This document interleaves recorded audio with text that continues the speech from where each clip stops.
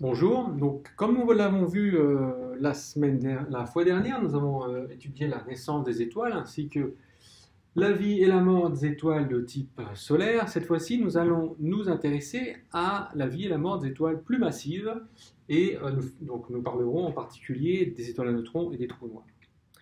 Alors je vous montre une image ici là, qui en fait illustre la difficulté de la compréhension des étoiles de grande masse avec les cellules de convection ici qui sont beaucoup plus importantes que dans le cas des étoiles de faible masse et qui en fait compliquent beaucoup les calculs hydrodynamiques au cœur de ces étoiles. Mais nous allons quand même essayer d'approcher les grandes lignes de l'évolution de ces étoiles. Alors, nous allons voir le cas d'une étoile de plusieurs masses solaires, et en particulier, donc, je voudrais insister sur le fait que pour ce qui est de la naissance de ces étoiles-là et de la fusion de l'hydrogène lors de la séquence principale et de la fusion de l'hélium lors de la phase de géante rouge, en fait, la naissance, fusion d'hydrogène et fusion d'hélium existent dans le cas des étoiles massives, évidemment. Donc, on ne va pas revenir sur ces cas-là. La seule différence, mais les deux tailles, puisque ce sont des étoiles de grande masse, c'est que lorsque l'hélium est épuisé, pour le cas d'une étoile de faible masse, l'effondrement se fait et forme une naine blanche. Dans le cas d'une étoile de grande masse, eh bien, l'histoire ne va pas s'arrêter là, puisque après l'épuisement de l'hélium, l'effondrement gravitationnel va permettre de chauffer le cœur de l'étoile, d'augmenter la température, donc l'énergie cinétique des noyaux, qui vont permettre de fusionner des atomes de plus en plus lourds, parce que l'énergie cinétique qui est bien plus grande dans l'étoile de grande masse va compenser la répulsion coulombienne entre des noyaux qui ont beaucoup de protons. Et donc, on va pouvoir fusionner des atomes de plus en plus lourds, et en fait, on va voir une succession d'effondrements et d'échauffements, des successions qui se fait à un rythme de plus en plus rapide, jusqu'à atteindre la phase de supergéante rouge. Cette température élevée au cœur va dissocier les noyaux les plus fragiles, ce qu'on appelle de la spallation, et ça va aussi initier de la fusion d'atomes avec des noyaux atomiques de plus en plus élevés, et du coup plus en plus stables, avec une forte répulsion coulombienne. Donc on va avoir du mal à les fusionner, et c'est d'ailleurs aussi pour cette raison que l'énergie qui va sortir de cette fusion thermonucléaire va être de plus en plus faible au fur et à mesure que les atomes vont être de plus en plus lourds. Alors on a différentes étapes successives. La première, c'est la fusion de l'hydrogène, donc numéro atomique 1 qui fusionne en hélium, numéro atomique 2, c'est ce qu'on a vu dans le cas de la séquence principale des étoiles de faible masse, mais qui existe donc aussi dans le cas des étoiles de grande masse, et ça se fait à une température de 15 millions de degrés au cœur de l'étoile. Ça, c'est la même chose pour les étoiles massives. La phase de géante rouge, lorsque l'hydrogène est épuisé, c'est la fusion d'hélium, numéro atomique 2, en carbone, numéro atomique 6, et ça se fait, on l'a vu, à une température de 100 millions de degrés, donc bien plus important.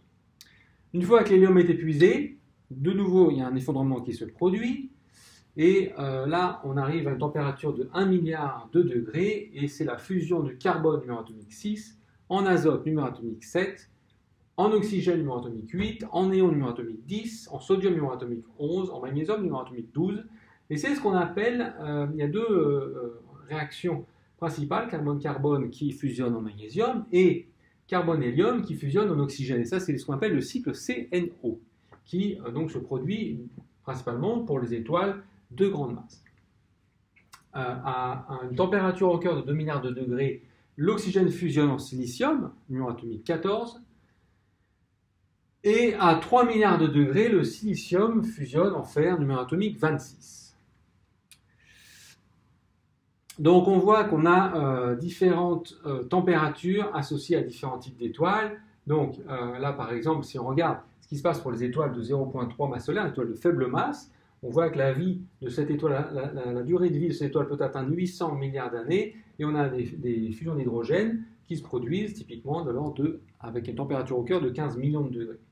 Pour une étoile d'une masse solaire, ça va durer 10-12 milliards d'années, et pour une étoile de 25 masses solaires, cette étape va durer seulement 7 millions d'années. La fusion de l'hélium ne se produit pas pour les étoiles de 0,3 masse solaire. Elle va durer à peu près 200 millions d'années pour une étoile de 1 masse solaire, 500 000 ans pour une étoile de 25 masses solaires. Fusion du carbone ne se produit pas pour les étoiles de 1 masse solaire. Elle va durer seulement 200 ans. Vous voyez que ça s'accélère pour une étoile de 25 masses solaires. Fusion du néon à 1,2 milliard de Kelvin va durer seulement 1 an pour les étoiles de 25 masses solaires. Fusion de l'oxygène à 3 à 2 milliards de Kelvin va durer seulement 5 mois, et enfin la fusion du silicium à 3 milliards de Kelvin va durer seulement 1 jour. Et la fusion du silicium à 3 milliards de Kelvin, c'est le silicium qui va fusionner en fer avec un numéro atomique de ZK26, et on va le voir, c'est la dernière réaction thermonucléaire. Après, il n'y a plus de fusion thermonucléaire au cœur de l'étoile, elle ne peut pas fusionner le fer, on verra pourquoi. Donc voilà le tableau périodique. En fait, les étoiles sont des alchimistes. Alors d'ailleurs, en passage, je vous rappelle, la fois dernière, je vous ai dit qu'on avait l'hydrogène et l'hélium, et tout le reste, on appelle ça des métaux en astronomie. Donc le tableau de Mendeleïev, en fait, est très simple en astronomie. On a hydrogène, hélium, métaux. On n'a que 3 termes à apprendre. Donc, qu'est-ce qu'on a ici? On a tous les atomes. On passe des éléments légers aux éléments lourds. Vous voyez la fusion pendant la séquence principale où il y a 4 atomes d'hydrogène qui vont fusionner en un atome d'hélium, et cette réaction évidemment fournit de l'énergie. On l'a vu la fois dernière. Ensuite, les 3 atomes d'hélium vont fusionner en un atome de carbone, et pareil, ça fournit aussi de l'énergie. Ensuite, les atomes de carbone vont fusionner pour donner des atomes de magnésium et dégager de l'énergie. Les atomes d'hélium et de carbone vont ensuite fusionner pour donner des atomes d'oxygène. Les atomes d'oxygène fusionnent entre eux pour donner des atomes de soufre. Et tout cela, c'est ce qu'on appelle donc le cycle CNO, qui n'est pas terminé. En fait, il y a aussi atomes d'hélium avec atomes d'oxygène qui donnent du néon et qui dégagent de l'énergie. Tout ça, c'est ce qu'on appelle le cycle CNO. Et finalement, les atomes de silicium vont fusionner avec des atomes d'hélium pour donner des atomes de nickel qui va se désintégrer en atomes de fer.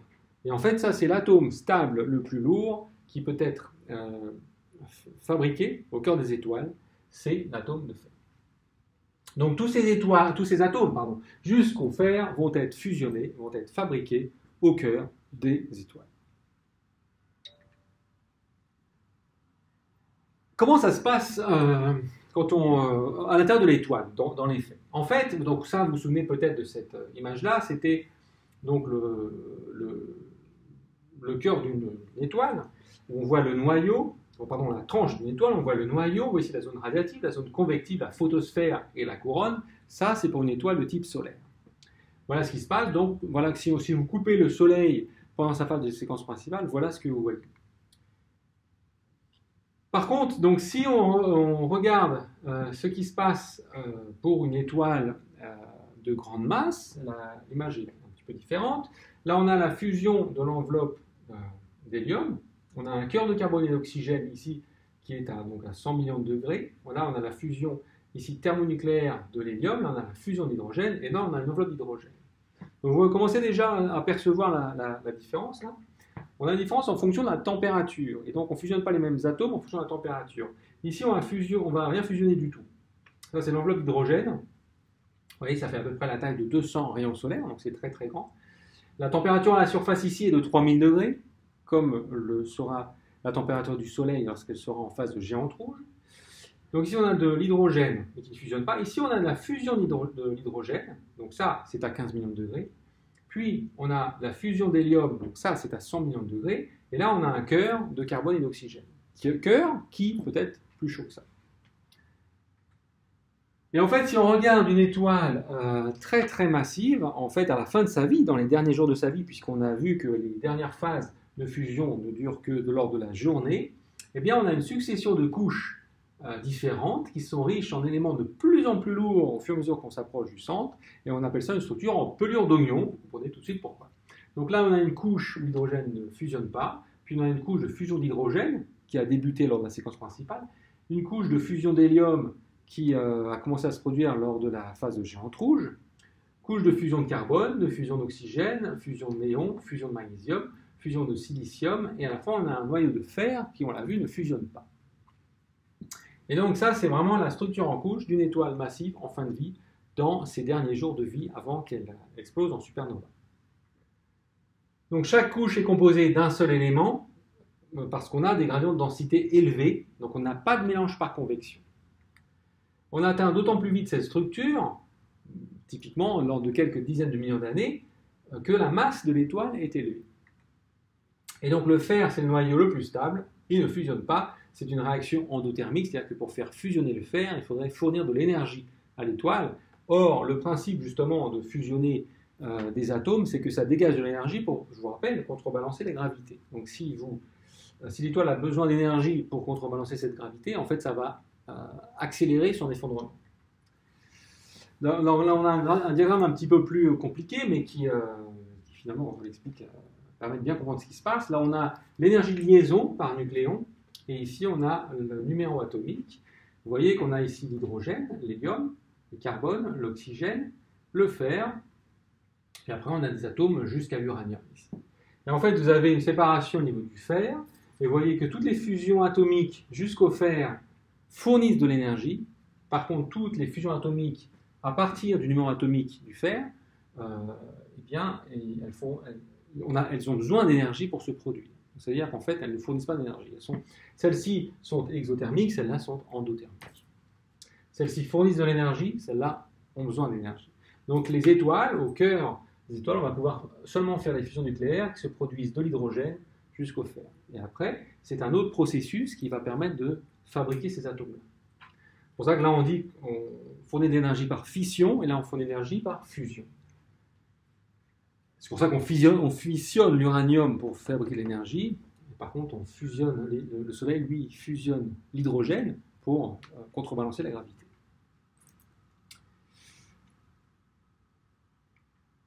Voilà. Alors, on a deux types de nucléosynthèse. Il y a ce qu'on appelle la nucléosynthèse. Alors, nucléosynthèse, c'est la fabrique des noyaux atomiques au cœur des étoiles. On a d'abord la nucléosynthèse des éléments légers, c'est quelque chose qui va jusqu'au soufre à peu près. Donc là, vous voyez le nombre de protons en fonction du nombre de neutrons. Et vous voyez qu'on a en fait ce qu'on appelle une vallée de stabilité ici, avec l'hydrogène, hélium, carbone, oxygène, néon, magnésium, aluminium, silicium, phosphore, soufre. Et donc ça, c'est la table des isotopes. En fait, c'est la version nucléaire de la table de Mendeleïev. On a les éléments stables qui sont dans la rivière, au fond de ce qu'on appelle la vallée. Ça, c'est la vallée. Donc plus vous êtes proche de cette diagonale-là, et plus vous êtes stable. Plus vous en éloignez, plus vous êtes instable, et plus vous avez envie de vous en rapprocher. Alors, l'énergie nécessaire pour s'éloigner de la rivière est de plus en plus importante si on s'en éloigne beaucoup. Donc, si on augmente le nombre de protons, le nombre de neutrons, on forme des isotopes qu'on appelle exotiques, ce sont des isotopes instables avec une durée de vie courte qui va de la milliseconde à la seconde. Puis, on revient vers le fond de la rivière, vers le fond de la vallée, pardon, vers la rivière, par des intégrations bêta. Donc, c'est ce qui est illustré ici par ce diagramme. Si on s'éloigne encore plus, alors il n'est plus possible d'ajouter ou de retrancher un nucléon, et le noyau va se désintégrer immédiatement en moins de 10-20 secondes. Donc c'est instable. Alors, maintenant, si on parle de nucléosynthèse des éléments lourds jusqu'à l'uranium, ce que je vous ai dit tout à l'heure, les étoiles ne fabriquent des éléments que jusqu'au fer. En fait, évidemment, les étoiles, vu qu'on a des éléments plus lourds que le fer qui existent, ça veut dire qu'ils sont aussi fabriqués. Alors, ils sont fabriqués par les étoiles, mais c'est un processus qui est un petit peu différent. Donc, c'est ce qu'on appelle la nucléosynthèse des éléments lourds. Donc là, de nouveau, vous avez le nombre de protons en fonction du nombre de neutrons. Vous avez ici le processus lent à haute température. Et ici, vous avez un processus rapide avec un haut flux de neutrons. Alors, vous voyez que le processus lent se produit dans la rivière, au fond de la vallée, et s'en écarte très peu. Le processus rapide, lui, s'en écarte beaucoup plus. Et les isotopes sont ramenés vers la rivière par des intégrations bêta. Donc là, on va former des noyaux plus lourds que le fer, avec des noyaux atomiques supérieurs à 26, on va former plomb, uranium, avec une très forte répulsion coulombienne, qui va inhiber donc la fusion atomique. Et on le fait ça par capture de neutrons. Donc on passe vraiment par des isotopes qui des fois sont très instables. Donc le flux de neutrons est important pour reproduire les abondances qu'on observe dans les étoiles d'éléments lourds, avec plus de neutrons que de protons. Et il y a deux processus qui sont proposés, avec des conditions physiques très différentes. Il y a le processus S pour slow, qui est celui proche de la rivière ici, processus lent, et le processus R pour rapide, qui est celui-là, avec un flux de neutrons très important. Et donc ces deux processus-là ne se produisent pas ni au même moment, ni au même endroit. Le processus S, tout d'abord, c'est un processus, donc, comme son nom l'indique, qui est lent, c'est-à-dire qu'il peut durer quelques millions d'années et qui se produit après la fusion de l'hélium, c'est-à-dire pendant la phase de géante rouge. Les noyaux sont soumis à un faible flux de neutrons qui peut être de l'ordre de 10 puissance 8 neutrons par centimètre cube, donc 100 millions de neutrons par centimètre cube. Et il y a deux sources d'émission, d'abord à partir du carbone 13 qui est produit par capture de neutrons sur le carbone 12 avec un neutron émis dans la réaction carbone 13 qui va donner de l'oxygène 16. Et on a aussi une autre source d'émission qui est à partir du néon 22. À chaque étape, on a une compétition temporelle entre capturer plus de neutrons et désintégration bêta+. Donc ça veut dire qu'il est possible que la capture de neutrons ne soit plus possible parce que l'atome va se désintégrer plus vite. Par contre, s'il prend du temps à se désintégrer, alors on peut capturer plus de neutrons. Évidemment, plus capturer des neutrons, plus il risque de se désintégrer. C'est pour ça qu'il y a compétition temporelle. Et là, on va produire des noyaux stables à faible excès de neutrons, mais on avance comme ça quand même. Vous voyez qu'on peut arriver jusqu'au thorium quasiment, hein, dans le fond de la vallée, donc sur la rivière. Ça, c'est le processus S. Ensuite, on a le processus R. Alors, le processus R, comme son nom l'indique, c'est un processus rapide, de l'ordre de la seconde. Là, on a des densités de neutrons qui sont élevées. Tout à l'heure, le processus S, on était à 10 puissance 8 neutrons par centimètre cube. Là, on est à 10 puissance 20 neutrons par centimètre cube, beaucoup plus élevé. Et là, la capture de neutrons, comme c'est un flux de neutrons très élevé, la capture de neutrons l'emporte toujours sur la désintégration bêta. Ça se fait en deux étapes. D'abord, on produit des noyaux très éloignés de la région de stabilité, qui est là, la rivière, donc avec 10 à 20 neutrons en plus dans l'isotope, qu'on ne sait pas synthétiser en laboratoire. Et après cette bouffée de neutrons-là, dont l'origine, on verra, peut avoir des causes différentes, eh bien on retourne vers la vallée de stabilité et on produit des éléments légers qui sont riches en neutrons, calcium, titanium, chrome, fer, etc. Alors ça se produit à différents moments, ce processus R. Ça peut se produire pendant l'effondrement d'étoiles massives, pendant la collision de binaires d'étoiles à neutrons. Les noyaux qui sont voisins du fer vont se désintégrer, les protons sont libérés, on est en présence d'un énorme bain d'électrons qui s'enforment en neutrons, parce que l'étoile est électriquement neutre, et donc on va pouvoir alimenter les atomes, les isotopes en beaucoup de neutrons, qui n'auront pas le temps de se désintégrer, et donc on va arriver à des noyaux atomiques très élevés. Voilà, ça c'est le processus R, donc on en reparlera puisque c'est ce qui se produit soit pendant la supernova, lors de l'effondrement de l'étoile, soit pendant la collision de deux étoiles à neutrons qui se rencontrent dans ce qu'on appelle une kilonova. Et ça a été vu lors de la kilonova détectée en 2017. C'est pour ça qu'on en parlera. Voilà, donc si je résume un peu les processus de nucléosynthèse qu'on a vus, il y a un processus la nucléosynthèse dite primordiale, qu'on avait vu l'une des premières fois, qui se produit lors du Big Bang. On va produire du deutérium, de l'hélium 3, hélium 4 et très peu de lithium 7. Ensuite, au cœur des étoiles, la séquence principale, on fusionne l'hydrogène pour donner de l'hélium. Avec les géantes rouges, on fusionne de l'hélium pour donner du carbone ou de l'oxygène. Capture lente de neutrons se produit lors de la phase de géante rouge, donc pour produire du cuivre, du zinc ou du plomb.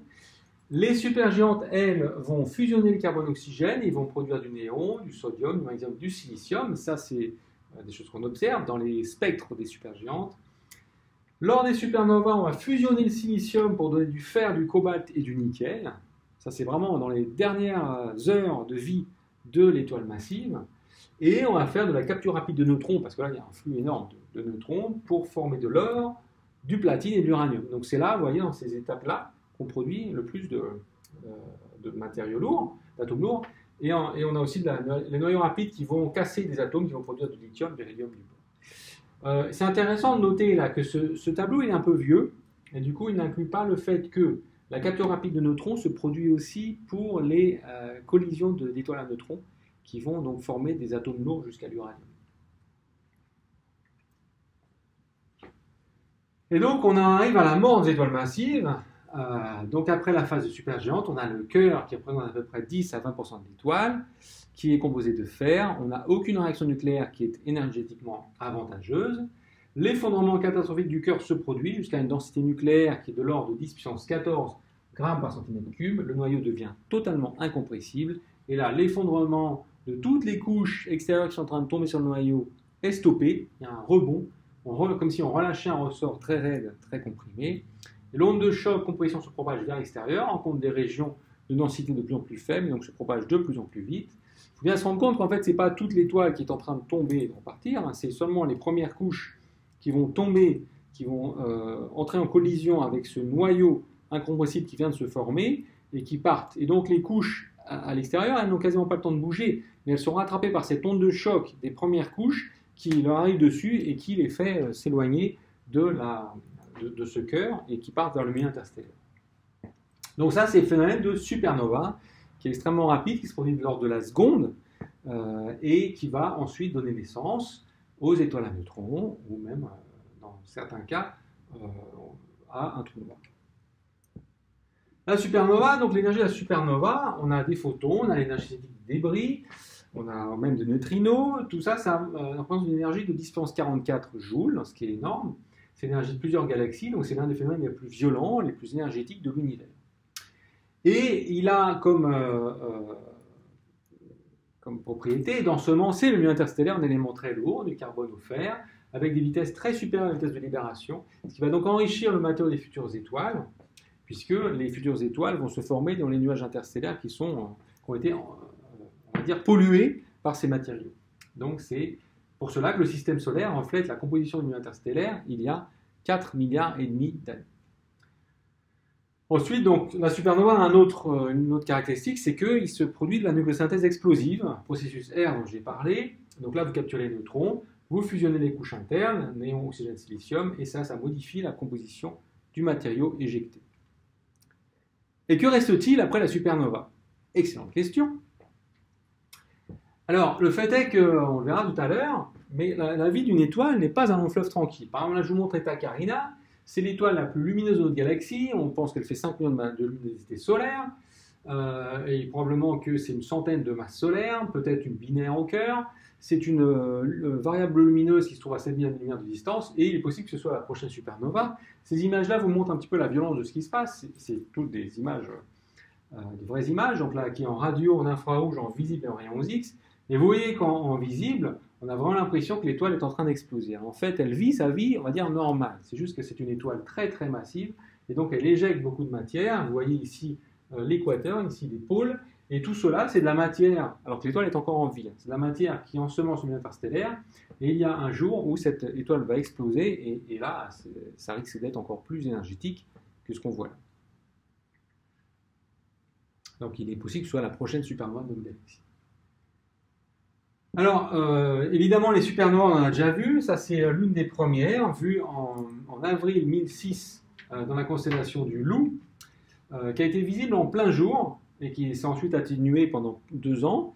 On pensait au départ, alors les Chinois l'ont vue, et ils pensaient que c'était une nouvelle étoile qui apparaissait dans le ciel. C'est pour ça qu'ils ont appelé ça une étoile invitée.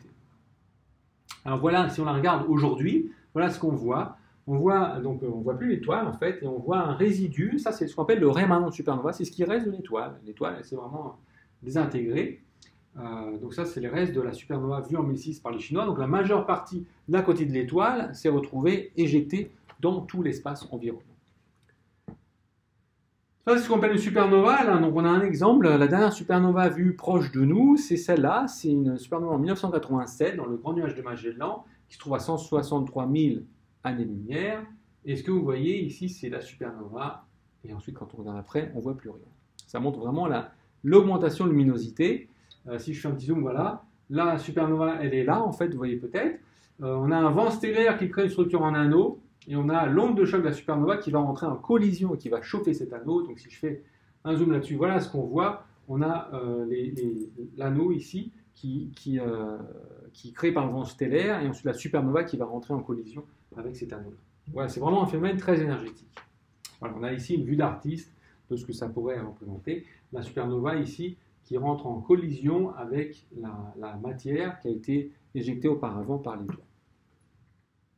Donc voilà, on le voit, la vie d'une étoile n'est pas un long fleuve tranquille.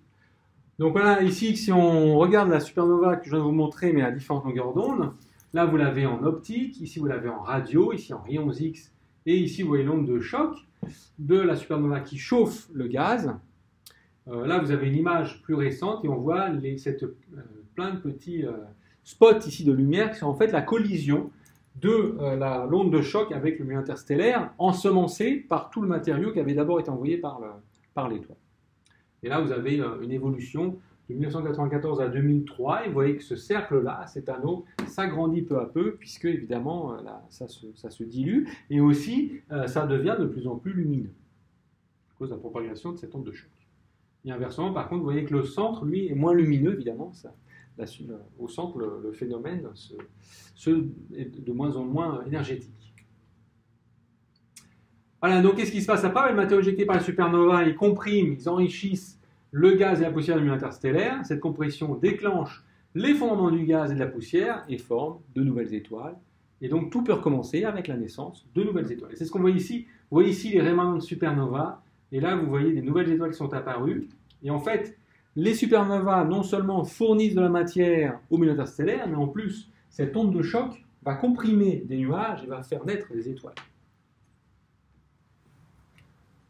Un autre exemple ici, ça c'est Cas-A, KCPA, mais dans le visible ici, dans les rayons X, vous voyez que c'est très chaud. Ça, c'est une image acquise pendant 1 million de secondes. Vous voyez le point ici qui est le résidu. Une prise par le télescope Chandra du réseau supernova Cassiopée-A. Et là, je vous montre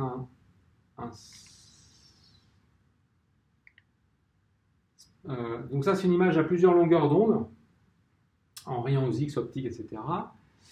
Et là, je vous montre un spectre XMM dans la bande du ciel. Alors là, vous voyez le spectre avec différents traits, différents éléments, du coup, qui sont vus dans cette supernova, dans ce rémanent, du fer, du magnésium, silicium, soufre, argon, calcium et fer. Et là, on peut faire une extraction de juste le matériau qui correspond au silicium, en prenant juste la longueur d'onde qui correspond au silicium. Et ça permet d'avoir cette image-là. Et là, on voit en fait où se trouve le silicium qui a été éjecté par l'étoile. Et on peut le faire par différents éléments. Et ça permet de reconstruire exactement où se trouve le matériau correspondant à un élément atomique. Et ça, c'est extrêmement utile pour reproduire la simulation d'explosion d'étoiles. Là, on peut le faire pour différents éléments. Donc là, silicium, calcium, silicium, calcium, fer. Et là, c'est toute l'étoile, tout le rémanent. Là, c'est une autre image d'un autre rémanent de supernova. Vous voyez que l'étoile est complètement déchiquetée. Il reste vraiment toute l'enveloppe qui est partie dans le milieu interstellaire. Alors, l'une des questions actuelles, assez chaudes, c'est est-ce qu'une étoile, après une supernova, enfin la fin de vie, est-ce qu'elle va se transformer en étoile à neutrons ou en trou noir?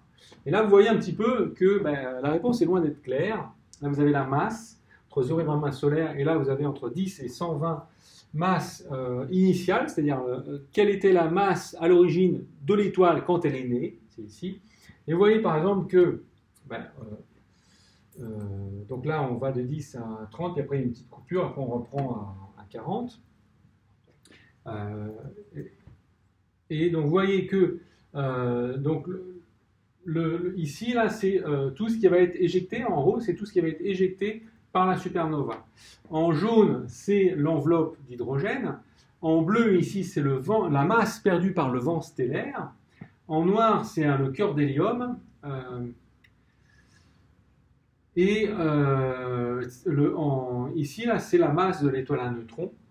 Et en bleu, ce que vous voyez des fois, des petits tirets bleus, là, c'est la matière qui retombe.